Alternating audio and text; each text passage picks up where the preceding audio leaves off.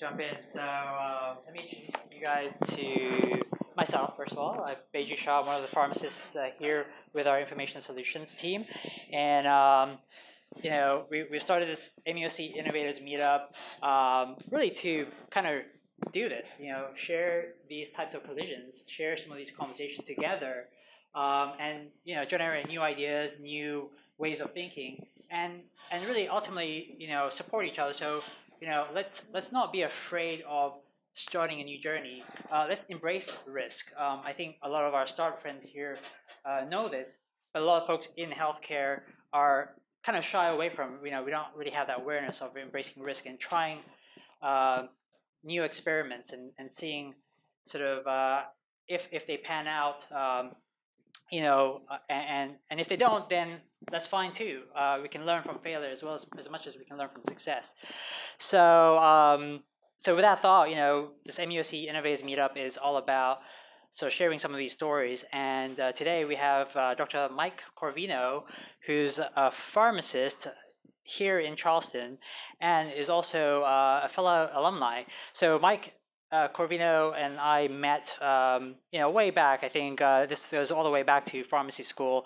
I remember kind of passing you in the hallways, not really knowing each other, and ultimately we sort of found each other afterwards. Very recently, and Mike was doing a lot of cool things in the healthcare space, using technology, and he saw kind of what I was doing in technology, and we said, okay, let's grab a beer, let's get together. I should probably cut that out, but let's go for it. All right, so let's just jump into let's take 15 minutes to kind of have this conversation, kind of maybe go through some of the journey that you went through, Mike, and let's tell the audience more about yourself, your background, because I kind of want you to know a little bit more about your personal journey as well. So sounds good. Take it over. All right, y'all. My name is Mike Corvino, and I guess going back, I've always kind of had a competitive personality, and so going into undergrad, it was competitive with grades and things like that. And just kind of found whatever avenues I could, whether it was helping in labs, things, whatever I could find, because that's just kind of what drives me, what motivates me. And towards the end, just to cut out a lot and save time, towards the end of undergrad, I sort of looked at one of my other hobbies that I had done my whole life as a possible career path, because I had been looking at healthcare. I was looking at medical school and pharmacy school and different things, but I had also been training pretty much my whole life to do mixed martial arts. If y'all haven't familiar with that, MMA, that was kind of my passion, and it was always a hobby, but wasn't really something I had ever thought would be a career option. But I applied to pharmacy school and went through all the process, but I hadn't heard anything from pharmacy school, and so I kind of wrote it off as I wasn't getting in. And so I went to an MMA gym and was like, well, I don't really want to go and pursue further education to get my PhD or anything. I was either going to be pharmacy school, or I really didn't have a great game plan. And so I started doing the MMA. I started working at a certain gym. Started meeting some coaches and things. And right as I got the offer to have my first amateur fight, I got my acceptance letter at MUSC. And I was like, oh crap. So I decided that I was just going to kind of do both and try to go both paths, even though both of them were kind of a full-time gig, and started doing the MMA and had 3 fights before I actually started pharmacy school. I fought 3 times in 4 weeks, which is really dumb to do, but I did it anyway. I won all 3 fights. So I was kind of like, okay, I thought I was invincible. And so I started pharmacy school, and I kind of tried to keep it under the radar a little bit, other than maybe like Facebook, things like that. I really wasn't pushing the MMA scene, but I was also struggling in school a little bit because I wasn't putting the time and effort into that I should have been, and then kind of was going back and forth with whether or not I should continue it. And then my second year in pharmacy school, after some of it had kind of come out when my professors had asked me why I was not making the best of grades, I was kind of thinking I was going to stop, but then I got an offer to go pro. And then I was in another dilemma, whether I try to pursue that, even though it's something I've been wanting to do my whole life, and continue pharmacy school and focus and continue on that path. So again, I kind of ended up trying to do both. Had some fun. Fought professionally 5 or 6 times, and overall, I think I had 13, 14 fights between amateur and professional. And then eventually got to the point where I realized that the long-term aspects of that, I really needed to focus on pharmacy and kind of go that route. So I stopped fighting, retired, if you will, and really put all my energy into pharmacy school at that point. Well, I was so used to kind of throw myself 100% into whatever I was truly focused on, and up to that point it had been MMA. So when I got focused on pharmacy and learning the pharmacotherapy and all that, it was really kind of going into my 4th year, which is where in pharmacy school, that's when you start rotations and your clinical rotations. And for me, again, my competitiveness came out because I didn't have anybody to fight anymore. So now I had to find different ways of being competitive. So I went absolutely as hard as I could on my rotations, stayed as late as I could, worked as hard as I could, met as many people as I could, and kind of going through that really developed into the pharmacist I knew I wanted to become, and realized how important that mindset would be to continue after school. So I wanted to do retail pharmacy when I first finished, and you don't need a residency to do retail pharmacy, but one of the big black clouds of that is a lot of healthcare providers, a lot of pharmacists consider retail pharmacy to be where you go to kind of die, and your knowledge goes out the window and you just become a robot.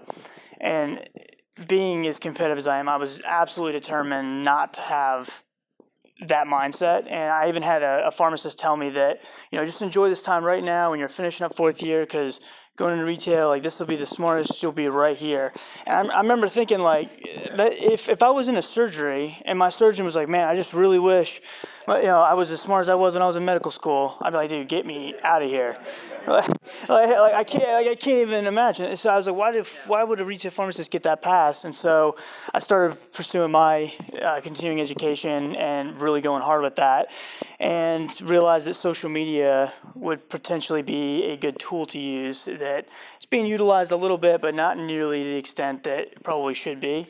And so I started putting out evidence-based medicine, continuing education posts and topics on Instagram, Snapchat, Facebook, YouTube, you name it, to reach out to other people who want to use that as a tool to keep up with information. Yeah, just before we jump into that, Mike, I wanted to ask you, I was thinking to myself, we were having this conversation before the chat, what would be your hardest fight? To me, it was taking the NAPLEX, right? Like, it's a tough program to go through pharmacy, and then also on top of that, you're going through the MMA trading, and so my question to you, I think earlier was, what was your hardest fight? Because you mentioned you got knocked down at one of these fights, and then you got right back up, and you persisted, and you won that fight.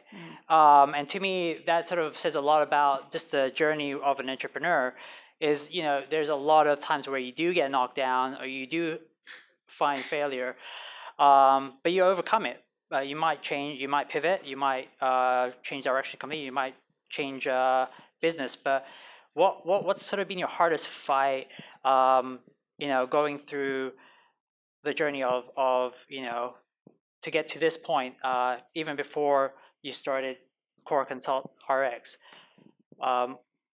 What's been the biggest sort of challenges? In pharmacy, you mean, or in?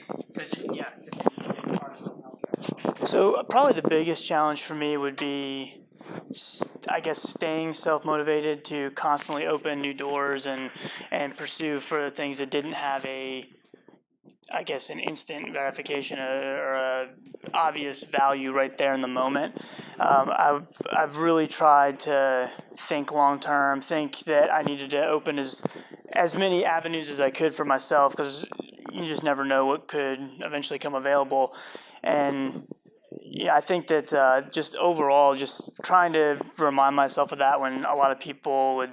I remember I was taking vacation days to go spend time with, for those of you that know Dr. Wayne Wirt here at the College of Pharmacy, he's brilliant pharmacotherapist, and I was taking vacation days from work to go spend time with him and learn from him still after I graduated. And people I was working with were like, well, what are you doing? Like, that's not a vacation. Yeah. And just to clarify, by the way, Dr. Wayne Wirt is like the walking encyclopedia Yeah. of pharmacy and evidence-based medicine. So if you want to know about a drug and a study behind that drug, you can verbalize it in like an instant, right? So yeah, and he'll tell you which month and year it was published in too, which is cool. It's a super memory. But you know, that mindset of like, well, just take vacation. Why would you go have fun instead of? I don't know. I've always tried to see, and you know, that being said, you know, knowing people like him, people like Dr. James Starrett in the College of Pharmacy, I spent a lot of time with him. That's opened up so many doors that I never even considered. Just recently, I was asked to teach the pharmacotherapy for the new physician assistant program that's starting at Charleston Southern University. That was never even on my radar, but because of some of the people that I've met and networked with, doing some of these extra activities or whatever, it's opened up just so many doors. And that was never something I was planning on or it wasn't a goal of mine, but happened because I always try to not think in the short term and what am I doing right now, or if this is hard right now. Yeah. So I kind of want to jump into where you are now, Mike, and you know, a lot of people I speak to, you know, here in healthcare, they have a lot of great ideas. The problem is, you know, they don't know either where to start, how to start, or they don't have the motivation to start. And so, you know, when we met, you know, a few weeks or months ago, you were doing it. You're actually helping and educating your patients at the pharmacy, and then you were taking that information and then taking it on you know, the digital marketing spectrum and showcasing on Instagram, Facebook Live, Snapchat, all these channels. You're still working on the other channels, right? Alexa Skill. You know, so you're actually talking the talk and walking the walk, in my opinion. So to folks who, you know, are at the stage of, you know, they have a great idea, how do you take them from that phase to, you know, a prototype idea, or to demonstrate value of the idea, the sort of minimal viable product, as we call it? How do you do what you're envisioning? So you know, Big question. part of me, I mean, I guess in the interest of full disclosure, a part of me is like, I hear some of what the ventures you guys are involved in, and I feel almost like stupid giving advice. But yeah, you guys are doing these amazing things. I'm playing on Facebook, but you know, I feel like the biggest hurdle everybody has, and this is just my observations, but you know, I feel like a lot of people just have a hard time starting and then just pushing through it. They want to plan everything to the just utmost extent. They want to keep on reading books. They want to read motivational quotes, and they want to spend all this time like trying to find different reasons that just end up pushing back what you're actually trying to do. And I feel the other thing is excuses. Like, people make so many excuses as to why they can't do things. One of the biggest pet peeves of mine is hearing people say, "I don't have time for that." That drives me absolutely up the wall. I don't like hearing, "I don't have time for this," because you know, a better quote would be, that's not a priority of mine," which is totally understandable. Everybody's got families, everybody's got hobbies, and that's totally cool, and I don't judge anybody for that. But for people who are complaining about, "Oh, I wish I could just do this, but I just don't have the time," like, find it. Like, make the time, sleep less, whatever you need to do. Like, it's temporary, it's short term, just do it. Take responsibility. Yeah, I think that so many people are not willing to put themselves in a rough spot or uncomfortable spot for a short term to get where they eventually want to go. And that's just something I just noticed from a lot of people that I'll talk to. I've talked to so many people that, you know, want to help with what I'm doing with CorConsult and things like that. And several students. I think I've had one that's actually been willing to put in some of the actual work with me and do some of these extra things. And everybody else says, oh, I can't because I'm just so busy with school and rotations or residency and whatever it is. And I get those things, but then you'll see them on Instagram. I'm beaching it up when I'm like, it's Tuesday. Like, what are you doing? I'm like, you have the time. You have a Netflix account. Like, stop watching Netflix, and whatever it is. And again, everybody has their priorities. I'm not trying to hate on anybody, anybody's hobbies or anything like that. Everybody has family obligations, things like that. But if you truly want to tackle some kind of a goal, like, that's it. Like, you got to put it all on there and go for it. And I think you hit on the nail. Is you have to sort of focus, right? So Paul, I think you mentioned you're a health care innovation addict. I like that sort of phrase. I think it was Paul. But I feel like a lot of us in this room are with that mindset. We have a lot of different ideas as well.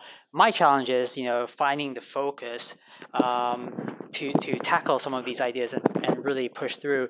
So I think there's always this challenge with entrepreneurs. There's a lot of creativity involved. There's a lot of, places where we then find ourselves thinking, oh, well, we should do this. But, we're talking about AR, augmented reality, with Chris Metz just now. And, we're saying, hey, we can create a experience in Charleston using AR as a tourist, right? Then we can translate that to patients, perhaps. So we have all these great ideas. Now, finding focus is a challenge for me. And so I appreciate that you're sort of doing the work and focusing on the work. So let's jump into what are you doing? So I think we're all interested to know, what is CorConsult RX? What have you started? I mean, it sounds like a really great digital platform for digital marketing platform for evidence-based medicine. And I think we just need to hear your sort of articulation of it. So really, and for those of you who are not familiar with the term evidence-based medicine, it really refers to using the data we have from clinical studies and case reports, whatever it may be, and helping us to make the best medical decisions that we can, whether it's a physician that's prescribing a medication, treating a patient after a diagnosis, or a pharmacist making a recommendation, or whatever the case may be. Evidence-based medicine kind of can steer our decision-making to a specific drug, just specific therapy, specific regimen, whatever it may be, as opposed to saying, oh, well, there's 3 medications in this class, they're all the same, just pick one. Evidence-based medicine can really steer where you want to go with the patient's regimen. So what I'm really trying to do is use social media, because I feel like a lot of, especially the students, a lot of the students that are starting to follow my page over the last month are, on Instagram at least, are College of Pharmacy, College of Medicine students for 2021, 2022, and they are going to be, the younger generation that's coming up right now. And I feel like the social media has become so big that 5-10 years from now, that's just going to be like the sole form of communication. I'm sure we'll have our phones and stuff, but it's just grown so huge so quickly. And I'm really trying to push the continuing education, learning, whether, medical, clinical, whatever you want to say, onto social media, because that's where everybody's attention is. And I'm using it for myself to kind of build, I guess you want to say, a personal brand around, myself as a pharmacist. But, I'm putting out content on Instagram, on Snapchat, on Facebook, YouTube, you name it, even writing blogs on Medium, things like that. And I don't want to ever pick and choose what somebody or what a student, what medium they like to learn in or what they like to look at. So I'm just trying to do as many of them as I can. And one, I think it's where everybody's attention is, but two, I also think that that's a very quick way of learning. And I think that everybody complains now they don't have time for everything. So as opposed to having to go sit and listen to a lecture for an hour, I'm going to try to give you a couple Instagram posts that are quick and dirty, and they are something that you can utilize in real life, but then also trace back to where the information came from and use that to help your clinical decision making. I actually had a girl, a resident, email me. She's in University of Kentucky or something, and emailed me last night and said that she had used one of my posts on rounds the day before, and I thought that was crazy. But it's super small, and I don't claim that it's anything big. I've only been doing the CorConsult RX for 5 months now, and it's still, in its infancy, but I'm having fun with it, and I'm really hoping to get more and more students engaged and more healthcare professionals as well.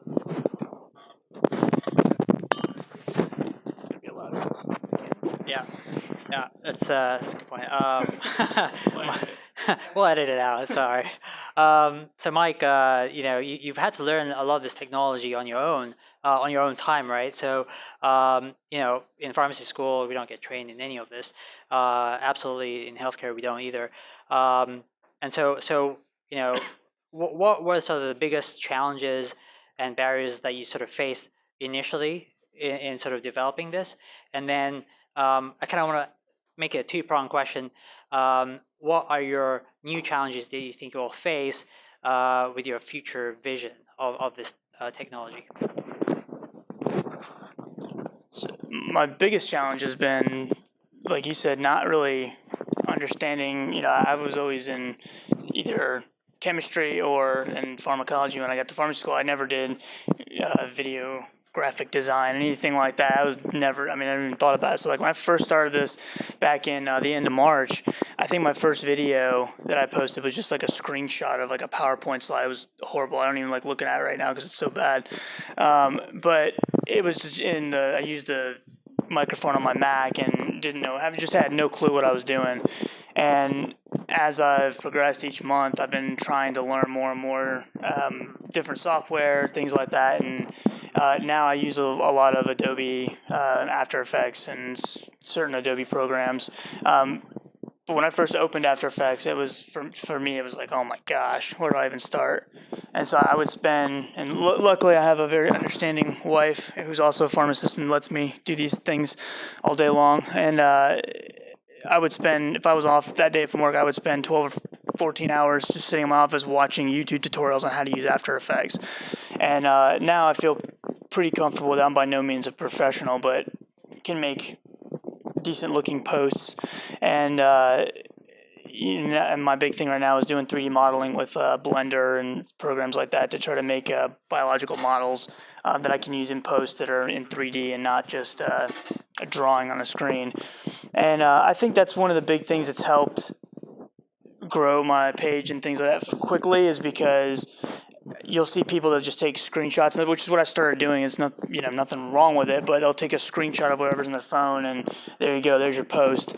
Whereas now mine's a little bit more aesthetically pleasing to the eye and looks a little bit more professional, and I think people are more drawn to that. And then I'll even post. So I work with a program doing diabetes patients, where I'll do diabetes education for patients, and I'll even get their permission ahead of time, but use footage of me actually consulting a actual patient on how to use their insulin or titrating their insulin dose, or whatever it may be, to where the patient's not in the image at all, but it shows me actually doing these things in real life, and put that on there. But then I'll use the editing software to make it look pretty decent, and putting that information out there so that students can kind of see how this plays out, and it's not just, oh, this guy's just posting stuff on Instagram. I really do try to practice what I preach when it comes to evidence-based medicine, and I think that my biggest challenge going forward is to continue to learn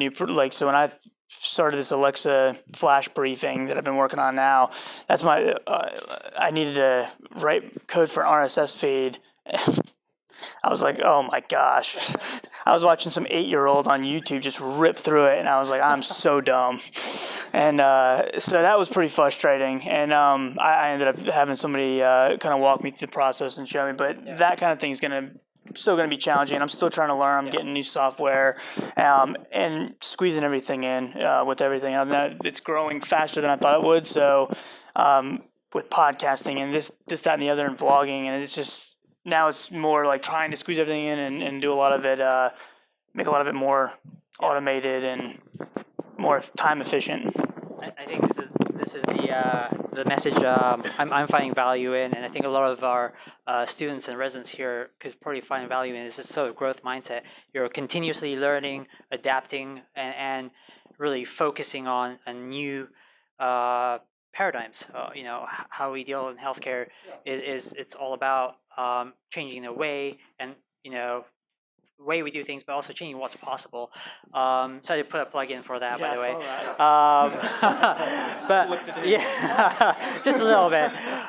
So anyway, Mike, I did want to wrap this up. Thank you again for being here. Sort of sharing lessons learned from your journey, and I kind of wanted to mention, what can we do in our community, in our space, that can sort of help you, because again, it's sort of going back to this startup grind concept that we have is we're here just kind of to be a supportive space to help each other. Dee's laughing there in the background. She knows what I'm talking about.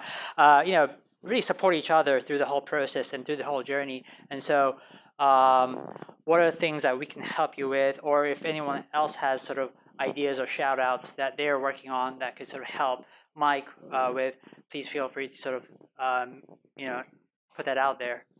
Yeah, really just getting ideas from people, and I'm like I said, I'm really new to a lot of this stuff, so talking to people about 3D printing and things like that, they're all so much more efficient than I am and something like that. So I just like learning from people and kind of seeing what else is out there, because there may be some software I've never even heard of, or they could really be awesome for using on social media that I never would have even considered because it's not my space. But it's really just being around people who are driven and looking at tech and looking through new spaces is good enough for me just to get the experience, because I want to keep evolving and learning, and it's important to be around like-minded people. So words to say to wrap up while we're just waiting. The end of our sort of official programming. We'll try to pull that up if anyone afterwards. If anyone wants to see it in more details, we'll go ahead and do that. Also, leave some time for you guys after introductions. If there's someone in particular you want to go and say hey to, please do so. But it was really fun this evening. Yeah. Thank you for being present and sharing your time with us. And we'll just keep you posted on the next one. But there's plenty of booze in the cooler, so stay for another cocktail if you'd like. And thanks a lot. Yay!